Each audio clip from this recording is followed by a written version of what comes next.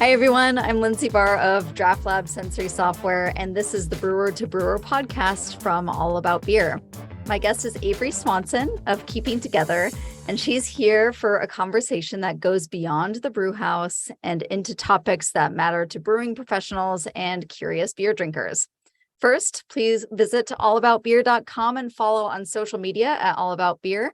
And to support journalism in the beer space, check out patreon.com/allaboutbeer.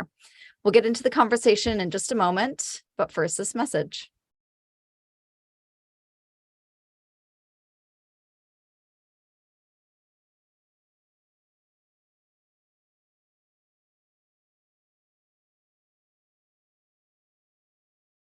First Tea is a proud sponsor of the Brewer to Brewer podcast.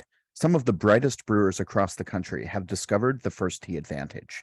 Hill Farmstead, Sweetwater Brewing Company, and Angry Chair are among the many who have used First Tea's unique and quality teas and botanicals to create top-rate beers.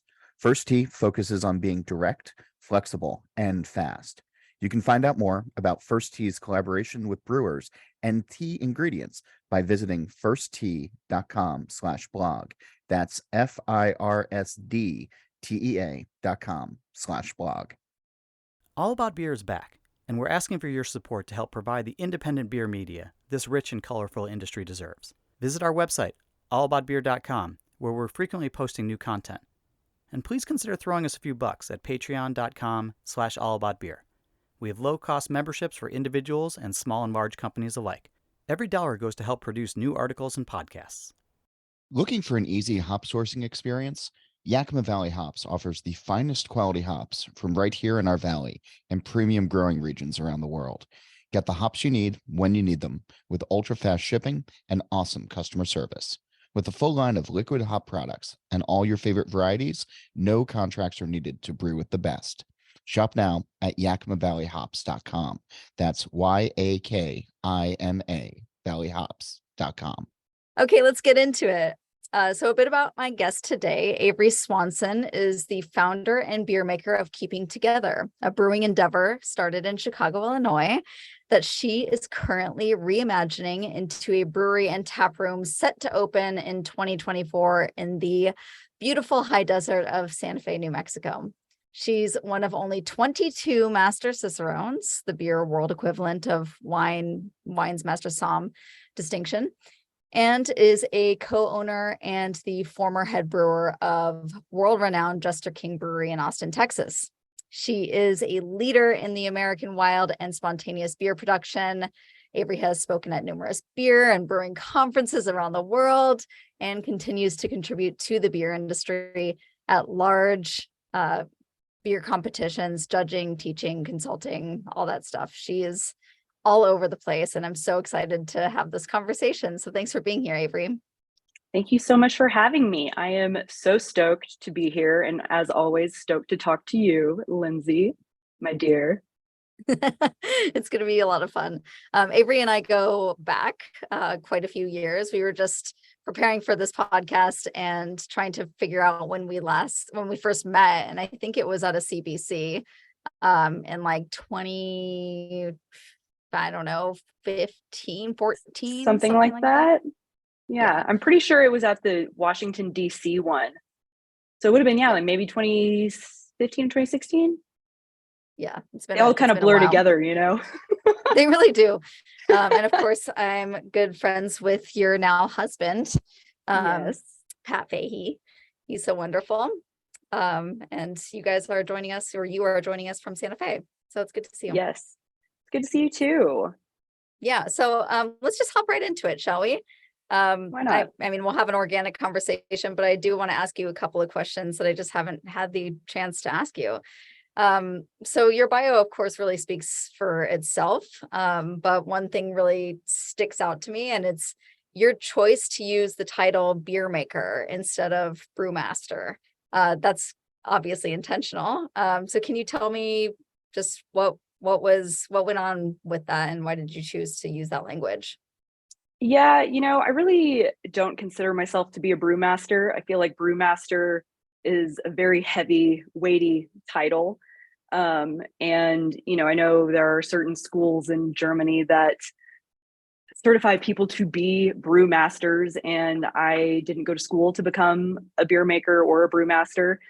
And I'm also well aware of how much I don't know when it comes to brewing science. And so I don't know, I don't really feel like brewmaster is appropriate for myself.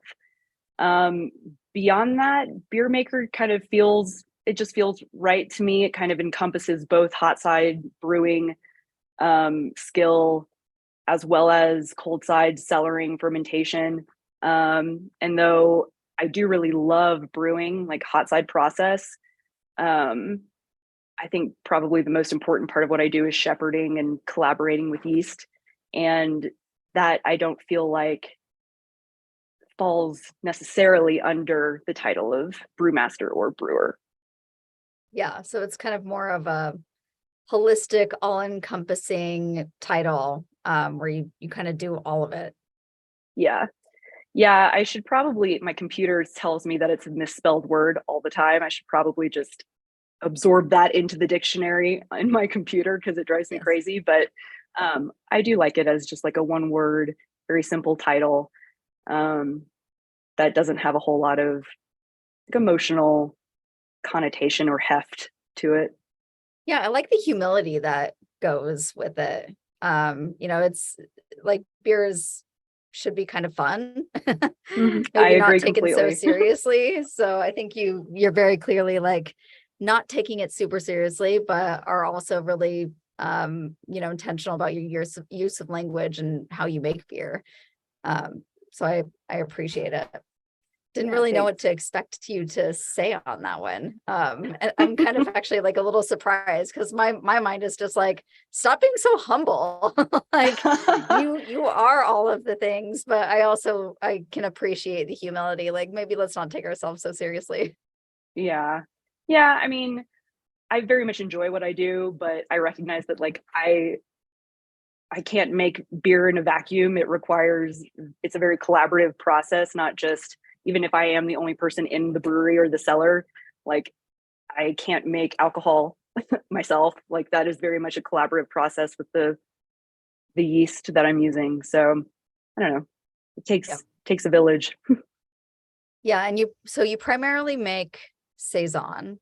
And you've been on quite a few podcasts talking about saison, but one of the things that we were talking about earlier was your love of saison, and something that I kind of want to like touch on, and we don't have to go too far into beer, but one of the things that I want to touch on is in our conversation you said that you love the philosophy of saison. And I didn't ask more questions then because I wanted to have that conversation now. So what do you mean by saison on a philosophical level, loving it in that way? Oh man. Yeah, I'm sure already know that I could talk about saison forever. So I'll try not to just wax poetic for a really long time. But I don't know. I have a lot of friends in the industry that I feel like have a very technical appreciation for the style. And though I also appreciate the technical parameters for the style that have been kind of laid out by various organizations like BJCP and the BA and whatever. And obviously there is like a very rich history around the style, some romantic ideas behind it that may or may not be entirely real. For me, saison is it's a very special beer style. Like it is not really beholden to any like school of thought or specific location or I don't know, it kind of exists on its own. It for me is like it is the style that most represents kind of like existentialism, I guess. Like it is beer for beer's sake. It is whatever it is. Like it is whatever you want to make it as a beer maker. I don't know, in my mind it's one of the more like blank slate kind of beers. So it's both agricultural and industrial. Historically, it is both raw material driven, but it's also very yeast driven. it's traditional, but it can also be very avant-garde. You know, it can be very experimental, and you can throw in all kinds of different ingredients if you want, though some people, more purists, would say that you're not supposed to do that. Right. But I don't know, for me, like the style very much exists both within and beyond all of those dichotomies, and embodies balance and texture and drinkability, which are, in my opinion, the three most important attributes in beer. So it's definitely my favorite style, and I've dedicated a large part of my career to learning how to make it and understand it and experience it. Yeah, like really confining definitions and rules can in some ways be helpful if you're, looking for some kind of touch point of like what to do and how to make it. And Definitely. Saison kind of like opens up a really broad palette for you to play with. So it requires a decent amount of creativity to be able to play while also making something delicious and fun. Yeah. Yeah, Yeah, I love totally. it. And I mean, it's, there are plenty of people that make Saison with single strains of lab cultivated yeast. And I think that that's great. I've had plenty of really amazing beers that way. But I think it's also really, and obviously you can make just about any beer style with a mixed culture of yeast and bacteria, but I think that the style of Saison really lends itself especially well to that approach to fermentation. Not every beer style, I feel like, is as agreeable to that approach. So I don't know, for me, it is the most natural, I don't know, direction for when it comes to like really collaborating with a collection of microorganisms for fermentation. Yeah, I love your language around collaborating with the microorganisms. Like they are our teammates. They really are, like, I don't know, man, like my time at Jester King, there were plenty of times where, we'd have, like, obviously we're using the same mixed culture, we're maintaining it in house. Not really, when I first started there, we did a ton of like cell counts, and we're a bit more, I'm not going to use the word scientific, but let's say a degree or two beyond scientific. We weren't really, we did the cell counts, but it was still a very by feel kind of approach to the beer making there. But we'd have some beers that would perform exactly the way that we thought, or the fermentations, we thought they would perform a certain way, and they would. And then other times the fermentation would go in a direction that was like, what the heck happened? We had no idea why. But the final product from a fermentation perspective was completely different than what we were expecting. And that was always really intriguing to me. And, more recently with the beers that I've made under the Keeping Together label, which I've really obviously loved doing, and I'm looking forward to doing more of once we get this new brewery up and running. I ended up in this place where it was like, I would have a concept for a beer, and when I say concept for a beer, it would be like a final finished product, a final sensory experience that I wanted to create, and kind of working backwards from there. How was I going to create that experience? And obviously, being such a yeast driven style and approach, the fermentation profile would be a pretty big part of that. And so, I'd start making the beer, I would do the hot side thing, and I'd pitch, and then a couple days later I'd come in and be like, okay, this is interesting. The yeast decided it was going to go a completely different direction. And so I could either, at various points in time when this would happen, like, well, I could either try to like force this thing back on track the way that I want it to go, and have this final finished product the way that my mind thought it would be in the beginning, or I could let the yeast tell me what needs to happen next, and we will pivot and we will go this other direction, because I think that at this point would be far more interesting. And I remember I've used this metaphor a time or two before, but like, it's kind of like if you were to try to paint a picture with another person, and you'd come in and you would do one brush stroke, and then that's all you could do for the day until this other person came in and they did their brush stroke. And you may or may not have the same idea in your minds for what you want that painting to be at the end, but each stroke is an opportunity to start over completely and to go in a completely different direction with whatever that final product will be. And that's very much how I feel when I am making beer with this mixed culture. It's like, if the yeast decides that it wants to go a different direction, who am I to be like, no, you need to go back that way, and we're going to go this direction, and we're going to taste like this. Like, it just feels like I don't want to stranglehold the thing and try to force it into my will or bend it to my will, when it really is not, at that point, entirely my creation. Yeah. Does that make sense? It absolutely does make sense. It's a collaborative process. And I think it's a unique approach to product development, is kind of like listening to what the materials are telling you, kind of feeding off of each other. And I guess, like, not necessarily willing it to be, but bringing something along that should be, or is I don't know. I don't want to get too spiritual about it, but I know. I feel I'm like, I don't want to sound super woo woo, but at the same time, like, you're a little woo woo. I hug the tanks, like I talk to the yeast. Yeah. Yeah. Well, I do want to get more into the woo woo stuff in a minute. But while we're on your brand, while we're on Keeping Together, I kind of want to talk about that and what your journey has looked like with that. If anyone knows Keeping Together brand, you will, one of the first or second things that you'll notice is your kind of unconventional naming system for your beers.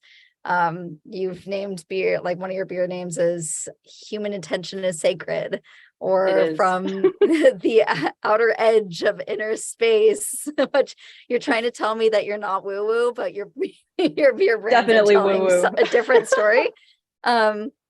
So I'm curious about, like, what went into taking that approach to naming your beers, how you do name them, and what that means to you. Yeah. Yeah, I suppose it is a little woo-woo at times. I know you and I have talked about this before, even maybe on a podcast in the past, but like, my dad, who was very close to me, he passed away in 2012, but he was a very important figure in my life and continues to be, his memory anyway. And he was definitely a bit more of a metaphysical type of individual. He was born in, he was like 40 when I was born. He was born in 1947 and, was in Vietnam, came back. He grew up in Chicago, came back. And like, I think a lot of individuals that lived during that time, was, seeking more mind expansion and various kind of metaphysical topics, and was very interested in all of that stuff. So when he passed away, I inherited his collection of books. He was, for quite a long time as a younger person, a hypnotist, studied NLP, neuro-linguistic programming, and things like that. And so I've always been kind of drawn to those things. I find it all very fascinating. I generally have this, ideology, or I don't want to use the term belief system, but entertain everything, believe nothing. I think that it's not as nihilist as it sounds either. It's very much just like, I am happy and willing to change what I understand reality to be based on new information. And I apologize for all of that kind of stream of consciousness, but basically I understand that words are extremely important. I think we're living in a time when a lot of people are understanding just how important the words we use are. And so given that this is my creative medium, I try to be intentional with every kind of aspect of it. So the names are a big part of that. I think that, I like collecting kind of phrases and words from various things that I read in various places, and utilizing those for beer names. So I've got kind of like a book of names that I go through every once in a while. Sometimes the name is a prompt for a beer, and sometimes a beer requires that I go through the book and see if I can't find a name that fits it. But like at the end of the day, when somebody sits down and they're reading the menu and they see my beer on the menu and they're like, I would like that. I love the idea of kind of planting that seed in their mind and requiring that they say those words out loud. Human attention is sacred is like a really great example. It's something that we give away all the time without really thinking about it. You know, you might sit there and scroll on social media. I know that I do that myself plenty, more than I should. But you know, like that is just like time. You're not going to necessarily get that back. So I don't know. I really like the idea of kind of creating these mantras that people are required to say if they want to taste the beer. Yeah, I love that it's like kind of calling people into the conversation, which like goes along with the ethos of the, you know, keeping together brand. There's a, I think there's a restaurant in LA or something where every name of a dish is like an affirmation and you like have to say it as such. It's like, I will take the I am beautiful. Yes, I love that. I absolutely love that. You know, I think it does like change the way that you feel and you think. And I don't know, I'm looking forward to having a beer menu at my tap room that has all of these things listed. Can't wait. Let's talk about your tap room. Tell me about you're kind of in the thick of it. You're in the thick of building, keeping together. And I think a lot of times people talk about building a brewery after the fact as they're reflecting on it. So I hope to get a really raw impression of what building a brewery actually feels like. So you're building this brewery in Santa Fe. You've done you've worked at Jester King and you've contracted at different breweries or used different facilities. So this is a little bit of a different thing. So what about this process is kind of sticking out to you? Like what surprised you maybe in the process of building your brewery? Oh man. So this has definitely been a challenging experience. We are under contract for a property here in New Mexico. This is actually the second property that we've gone under contract on. The first one fell through. So there's part of me that still feels a little anxious about speaking too much about it in the event that something were to go wrong and it fall through again and we have to start all over. So as far as like specifics on exactly where it is, you'll have to wait and see for that once we're signed on the dotted line, which hopefully will be soon. But I'd say that like this experience, you know, I've been in the industry for over 10 years now. And at Jester King, I wore many hats and was on the leadership team there and, you know, contributed to some of the business development and strategy and managed all of our offsite events. And along with that, some of the marketing type stuff. And then of course, all of the production for a long time. So I felt like for the most part, I had been exposed to most, if not all, of the different elements of what goes into running a brewery. And then during my time in Chicago at Half Acre, where I was brewing and fermenting all of the keeping together beers, you know, I basically did everything myself with the exception of creating the art for the labels, and doing some of the compliance stuff because that was all under Half Acre's TTB Brewer's Notice. But I was managing, you know, just about everything in the background otherwise, raw materials and, you know, the costing and how we were more or less kind of splitting the profit for the beers that we were selling. So the one part of all of this that I had not done before was actually buy a commercial building and attempt to turn it into a brewery.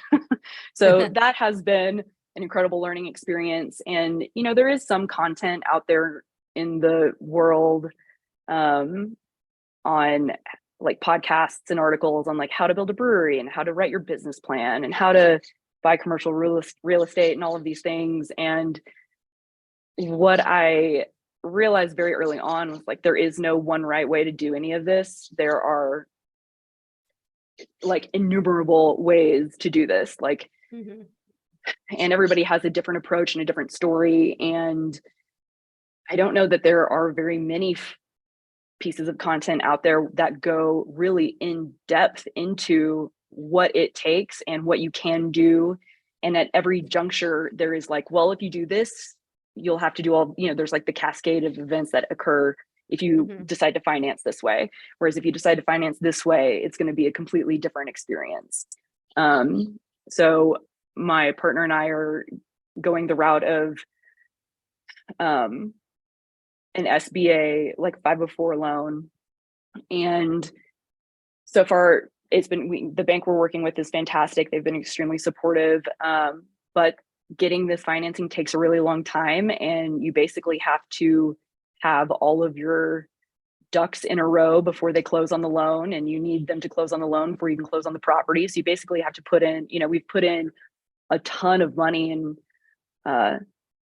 architect, like design fees between the architects and the engineers and everything. And then money down for earnest money for the property, and money down for the brewer house itself, things like that are just like, it's so much, and it's all stuff that I've never done before. So it's constantly just like, well, how do you do that? How do you even talk to engineers about these things? And like, how do you talk to the bank about financing? I don't understand, I was a science person. I never took finance classes. I thought was really lucky in avoiding all of that. And here I am really wishing that I had done a little bit more of that.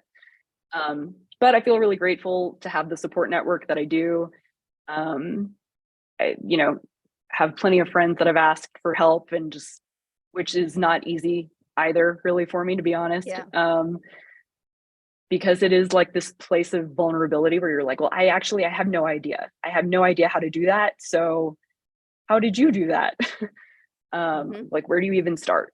So it's been an incredible journey thus far. And we're finally at a place where we have like 3D renderings of the space, which makes it feel real and feels really good. And I'm just so excited to get this thing off the ground so that I can make beer again. It's been a long time since I've been in the brew house, and I've got like the creative itch, and I'm thinking about, I don't know, recipes and ingredients and things like that. So in between thinking about all of the money and the compliance and all of that stuff. And it's been a lot. If there's like one thing that you could kind of bury away in your time capsule that like you want to remember about this particular process where you're at right now, what do you think that would be? Oh man, what a great question. I would say from a like personal perspective, it's that like you can apply your resilience to so many different things. You can be, I consider myself to be a fairly resilient person. That doesn't mean that things aren't hard. So I guess for me, the thing would be like, it is truly one step at a time, one foot in front of the other. And like, you have experienced hard things before, you will experience hard things again. And this is just another one of the things that will be on that list. But you'll make it through. Yes, this is good advice. When you're in it, it's hard to kind of have that perspective when you're building something, but it's just kind of chipping away at all those little marks.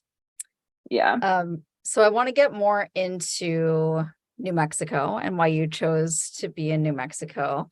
But first, we're going to take a short break for this message and then come right back for more of this conversation with Averie Swanson of Keeping Together. First Tee is a proud sponsor of the Brewer to Brewer podcast.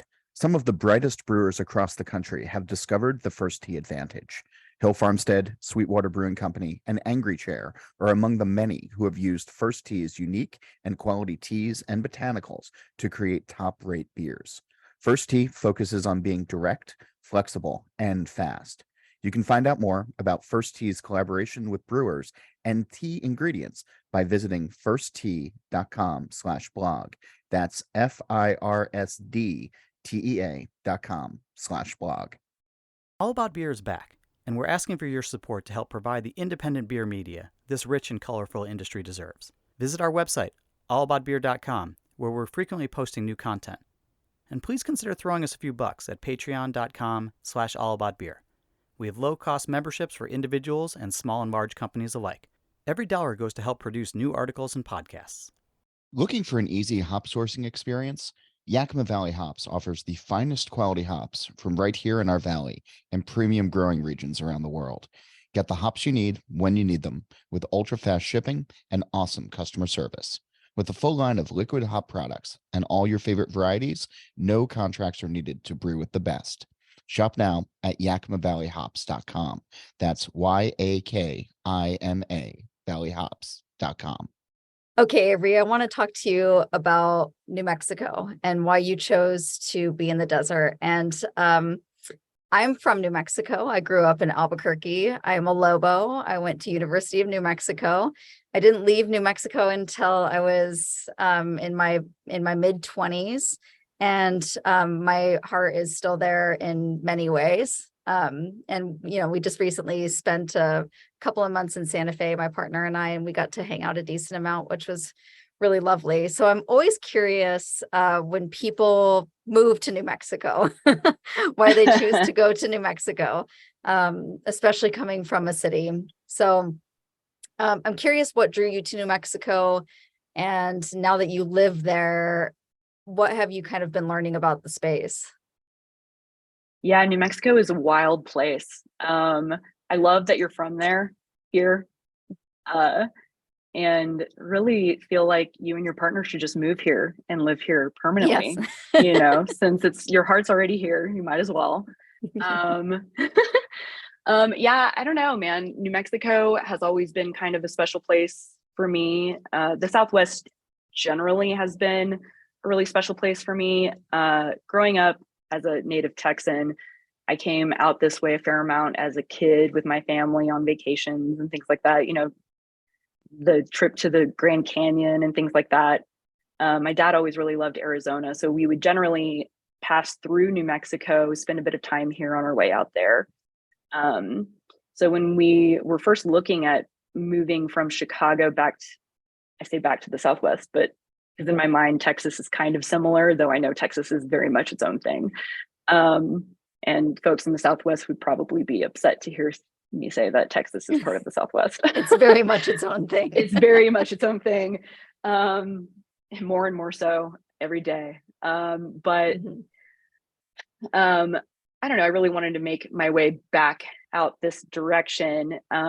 There's a lot of parallels, I feel, between the topography and just kind of like the vibe of the Texas Hill Country and some of northern New Mexico. I think northern New Mexico is like, oh man, people in Texas are going to be upset, but I think it's beautiful here. It's way more beautiful. And it's just, there's this incredible spirit of like resistance and resilience here that I absolutely love. It is not, I don't know, the desert is not an especially forgiving place. Like, it requires a bit of surrender from the people that live here, surrender to like the elements and the land. I don't know, I just really love, the sky is very big here. It really, for me, kind of reminds me of where I am in the grand scheme of the world. I'm small and this planet is magnificent, and I'm lucky to be here. And that's what the desert reinforces for me. It really does. I mean, I left New Mexico when I was in my mid-20s, and I moved to Arizona briefly, and then I was in Davis. So I was in Northern California for some time, and then Colorado and whatever. But I feel like growing up there, you kind of have this healthy fear of your environment. The thunderstorms are so magnificent and powerful, and kind of scary in some ways. Yeah. Like, I've been caught in the mountains multiple times in the middle of a major thunderstorm, and not a lot of people have experienced that. So I recognized when I moved to Northern California that I had this ingrained kind of respect for nature. And Totally. like when there was a thunderstorm, I distinctly remember being like, okay, well, we got to seek shelter. And I was with somebody and they're like, what are you talking about? Like, you have you never been in a thunderstorm? Like, we have to get to lower ground. And it's just the thing that the desert teaches you, because it can snatch you up pretty quickly.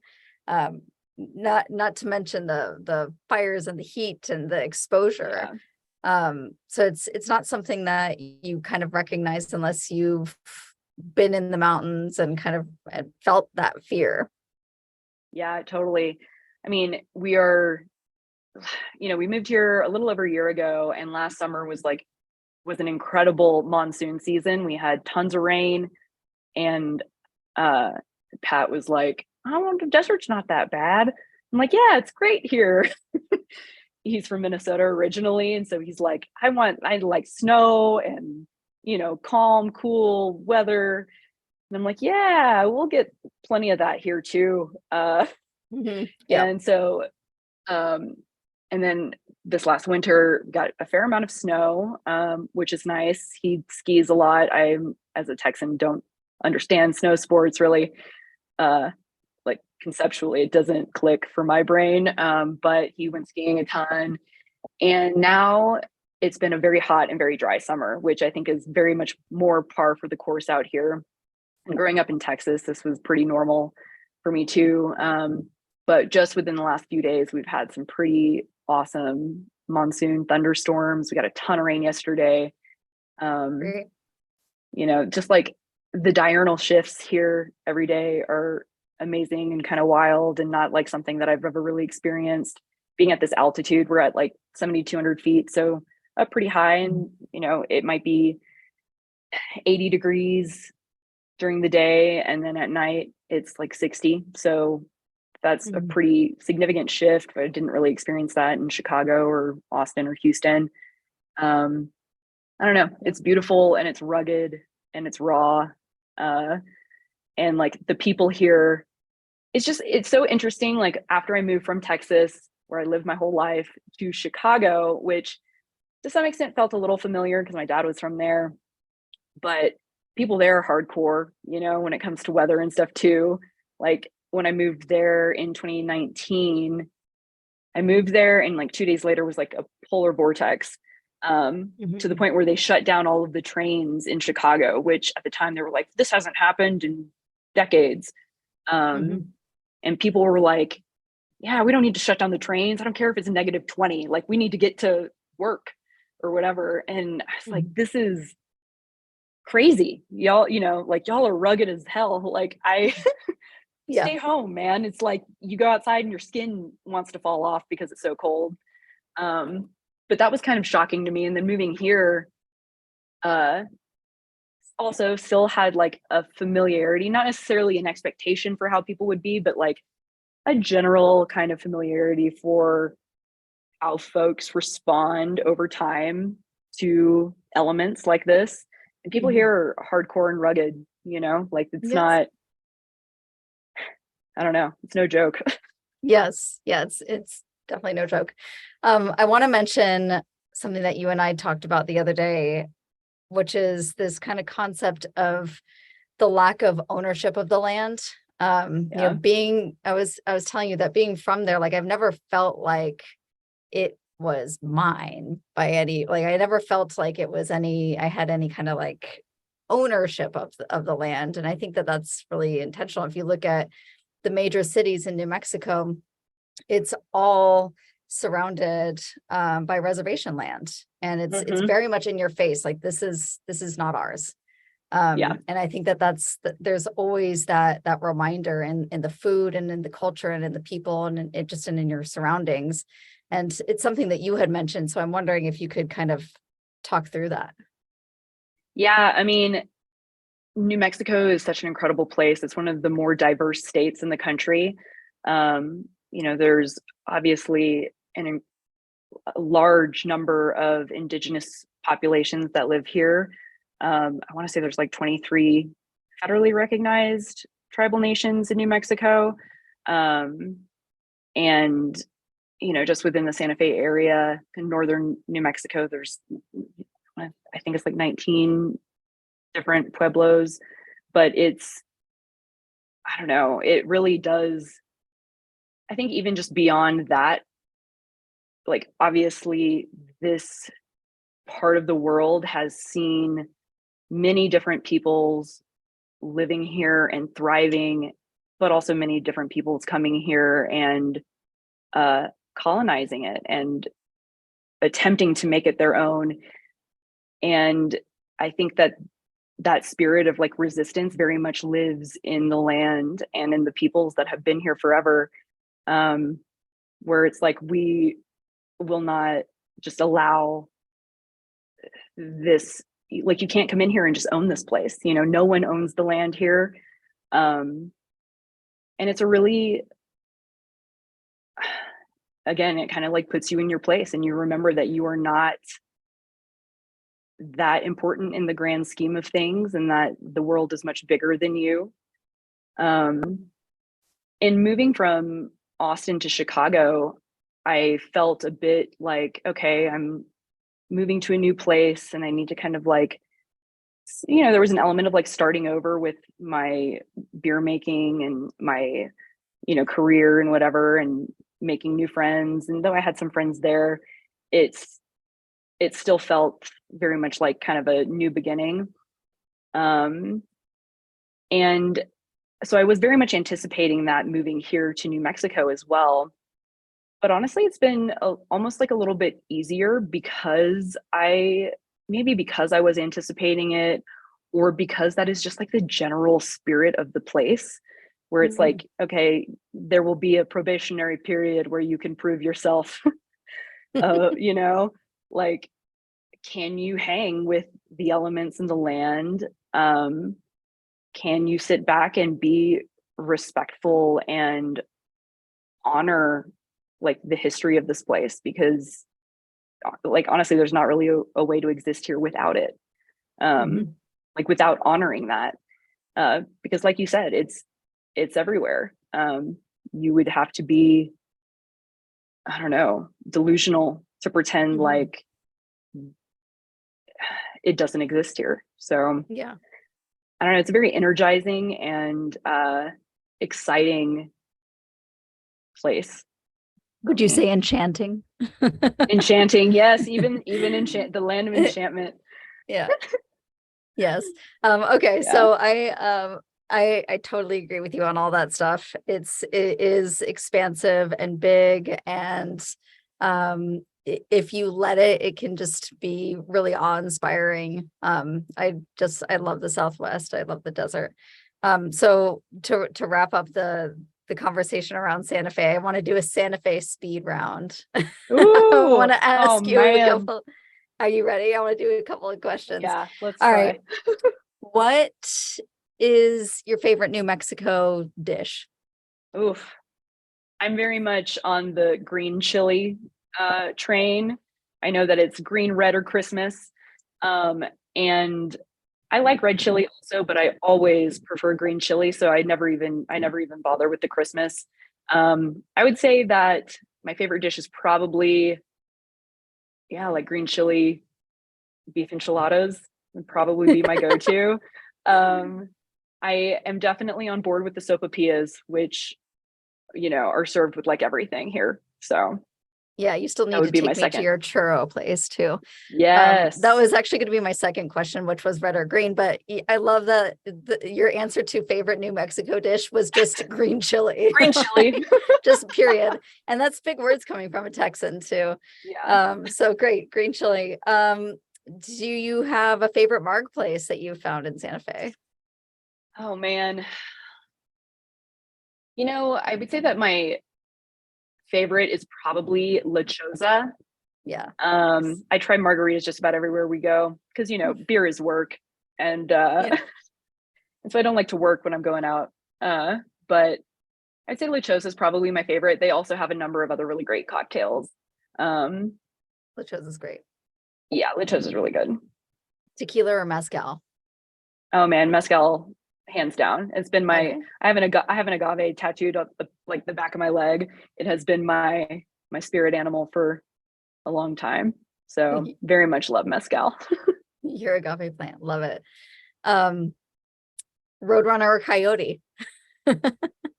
Roadrunner, but primarily because of the like symbolism and mythology behind it, I find so fascinating.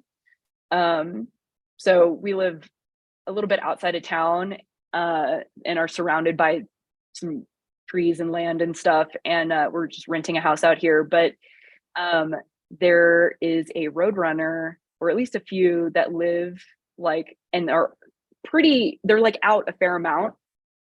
And one day I was sitting by one of the windows and saw this roadrunner hop up onto like a stump, and it had a lizard in its mouth, and it was just like hanging out with this lizard, like cooing. And so I was like, man, I like, how curious. And you know, like my pre-beer life, I did some like behavioral ecology research, and you know, it's like if people will pay me to sit around and watch animals, that would be dope. So you know, I'm like put on my behavioral ecology hat, and I'm like looking up like, okay, what are the morphologies between the males and the females, blah, blah, blah. Pretty positive it was a male who was like trying to attract a mate, and had a gift of a lizard in its mouth that it wanted to give to, you know, prospective mates. It was pretty cool. You know, food is a great way to the heart. So, but at any rate, I like went down a rabbit hole and was reading about some of the like mythology and symbolism. And apparently it is thought that when you see the roadrunner, it's like good luck. And if you are lost, you want to follow the roadrunner because it will take you where you're supposed to go. And apparently their feet are in the shape of an X. So if you find their tracks, you don't know, you can't track them. You don't know which direction they're going because they've got like X feet, which I thought was really cool. Wow. So coyotes are cool too. And I've seen those out here also, and heard a bunch of them last night outside. But the roadrunner, I think, is my favorite. The roadrunner is special. I love that he had a little treat for his girlfriend. Yeah. So special. All right. That was great. I have a couple more. Scariest desert creature that you've come across. Oh man. That's a good question. Because there are plenty. You know what? I'm gonna say the tomato hornworm. Just because the threat of it eating all of my plants right now has been very top of mind. I did find a snake in the house not that long ago. It was just a bull snake, so it wasn't like super scary. And considering that I find mice in the house pretty regularly also, I was like, okay, you can stay, you're chill, like outside, but you can stay. But yeah, I realized the other day that like one of my tomato plants was just like completely was like losing foliage. And I was like, what is going on? And I went out there and there was a tomato hornworm. There were two huge ones that were like the size of my index finger. And I was like, oh God, pulled it off. And it was like clicking extremely loud at me. It was so bizarre. But yeah, so those are out here. They turn into these huge moths, apparently. But yeah, I'm learning about all kinds of new creatures out here. It's nice when you can find the ones that are on your team, like the little bull snake, just eating the mice. Yeah. Well, thanks for doing that with me. That was fun. Wait, I want to know what scary New Mexico creatures you've seen out here in the wild. So I know you're big into hiking and stuff too. Yeah, let's see. I mean, there are plenty of scorpions. Are you familiar with the bug called like, what is it called? Like child of the sun? Interesting. No. Yeah, I wish we could do video on this podcast because they are so scary. I'm gonna actually look up the name just so that I don't get it wrong, but it's something like that. And they're really, really gross. And they're really, really big. They call it Child of the Earth. I'm sorry, it's Child of the Earth. Okay. And they're not, they bite. So they're pretty bad for the plants too. but they are the craziest looking creatures. They just look like these alien bugs. And I just remember the first time that I saw when I was a kid, and I just thought it was like the scariest thing in the world. And you see them occasionally, so you'll know it when you see it. Okay. they're really funky looking, but they're not gonna kill you. Well, that's I've positive. seen some bobcats, which, I mean, it's hard when you come across a bobcat because they're so cute. Yeah. And they're relatively small, but they will kind of be aggressive if you're in their way. Yeah, So apparently they like to be on the roofs of houses out here. oh, it's kind of cute. Just Yeah, perching up because like there. just like, and we have like an atrium in the middle of the house, where like the tomato plants and stuff are. And after we heard that the bobcats like to hang out on the roofs, and they will like actually jump on people and things like that, it was very much a like, maybe we shouldn't be out there at night, like that's kind of a crazy, because like, where do you go? Like the thing wouldn't be able to run away, Yeah. if it jumped into the atrium. Yeah, we've seen them out here, and they're really beautiful creatures. Yes. But yeah, they're definitely one of the scarier. There's also mountain lions out here. I haven't seen one of those yet, and hope to not see one super close. Not super close. Yeah, I've seen a couple bears, but bears aren't all that common, and they're generally just black bears. They're pretty chill. But yeah, so many creatures, and of course plenty of snakes. I learned the lesson really early on not to be in the mountains with headphones on, because rattlesnakes will tell you that they are there. You just have to be able to hear them and listen to them. So it's a great point. Will tell you. Yeah, so I avoid headphones in the desert and in Colorado, because I'll tell you. So yeah, lots of great creatures. Well, I'm so glad that you're there, and I actually get to see you next week. I know. I'm excited. The guild conference, so that should be fun. So as we wrap up, I had a couple more questions. One is, like, so many people look up to you, like what you do in beer is really quite unique and special. And if anybody hasn't had your beer, you should go get Averie's beer, because it's really quite amazing. So a lot of people look up to you, respect what you're doing, but I want to know who your mentors are. Oh man. Yeah, I mean, it's kind of a tough question, because there have been so many people that have been like massively influential for me and my learning and growth over the years in the industry. But I would say that like the person that stands out most in my mind is probably Ron Extract. He was one of the managing partners at Jester King when I got started there, and is a good friend. And Ron had been in the industry for so long, and when I got started at JK, I was pretty young. I was maybe 24, maybe. And like bright-eyed and bushy-tailed, and was just like wanted to soak up as much information as I possibly could. And Ron had done just about all the things in beer. He had worked for Shelton Brothers for a long time, so had a really incredible, first of all, he's brilliant and has just like an incredible memory, and working in distribution, working in import, his knowledge of all of the laws and everything surrounding all of that, it was a world I had never been exposed to and found so fascinating. So I don't know, I learned so much from him. He was also a brewer, so I learned a ton about like technical brewing stuff from him. I don't know, I definitely consider him to be a mentor, and he's been up in Washington State. He and his partner Amber started a fermentation mecca of sorts up there called Garden Path Fermentation. They make beer and wine and cider and mead and things like that. And all of their stuff is great. So I'm very grateful that I was in the right place at the right time and was able to learn from him. Yeah. Yes. You didn't necessarily like choose to be around the people that end up being your mentors, but it's special when you kind of come across them. All right, just to wrap up, Andrea asked me this question. She and I got to chat in the previous episode, and I hope to continue passing this question forward. But she asked me what right now is bringing you joy, and we'll finish with that question. It is a great question. Oh man, honestly, being out here has been such an incredible change in my life.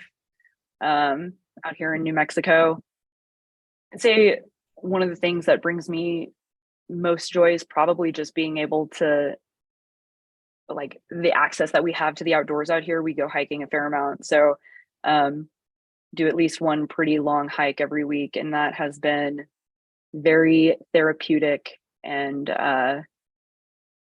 extremely healing, and definitely brings me joy. Yeah, it's such a big change of pace from the city to bring in that mountain air. Well, thank you, Averie. This was a lot of fun. Averie, where can people learn more about you and your projects? I have also had a ton of fun. Thank you so much for having me. I would say the easiest way is probably, you can look at the website. That's keepingtogether.com. You can also follow along on Instagram. I've done all of the social media for Keeping Together under my personal handle, so it's at Averie Swanson. And we will eventually be changing that to Keeping Together Beer. The handle does exist, but I haven't started posting anything under that yet. So that will be soon. Great. Market, follow all the things. And I will do a shameless plug of my new podcast. I just started a podcast with Draft Lab this week. It is not out yet, but it will be probably by the time that this one launches. It will be. It's called Why This? So you can search for it under the name. And we basically talk about fun products and why people love them and what gets people excited about different things.